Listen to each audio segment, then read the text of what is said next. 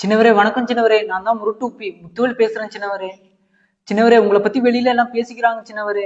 உங்களுக்கு பிராமண தோசை இருந்ததாகவும் அதை போக்குறதுக்காக 3 ஜீயர்களை உங்களை வீட்டுக்கு வர வச்சு அந்த 3 ஜீயர்களுக்கு நீங்க பாத பூஜை செஞ்சதாகவும் வெளியில பேசிக்கிறாங்க சின்னவரே. அதெல்லாம் உண்மைங்களா சின்னவரே?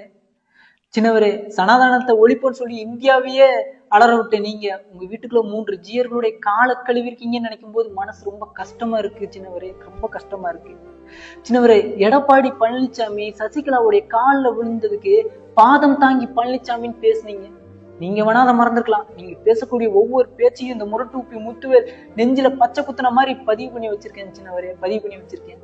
சசிகலா காலில் விழுந்ததுக்கே பாதம் தாங்கி பழனிசாமின்னு சொன்னாரே உங்க உதயநிதி, உங்க சின்னவரே. இன்னைக்கு 3 ஜீயர்களுடைய காலை கழுவி இருக்காரு. பாதம் கழுவி உதயநிதி அப்படின்னு சொல்லலாமான்னு வெளியில கழுவி கழுவி ஊத்துறாங்க சின்னவரே. முடியல சின்னவரே. ரொம்ப கஷ்டமா இருக்கு சின்னவரே. உங்க தாத்தா மாதிரி உங்க தாத்தா போட்டு இந்த கண்ணாடியையும் அந்த மஞ்சள் துண்டையும் நீங்க வாங்கி போட்டுக்கோங்க சின்னவரே.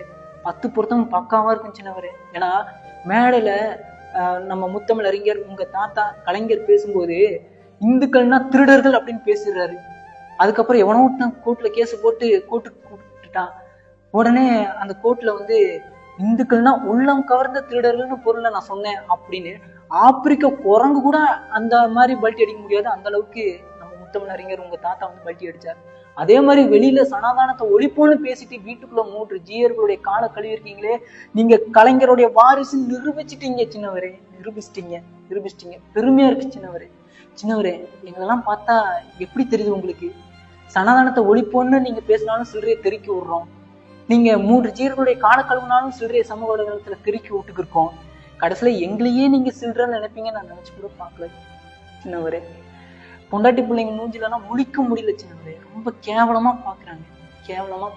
எங்களுடைய வழியும் உங்களுக்கு எப்படி சின்னவரே தெரியும்?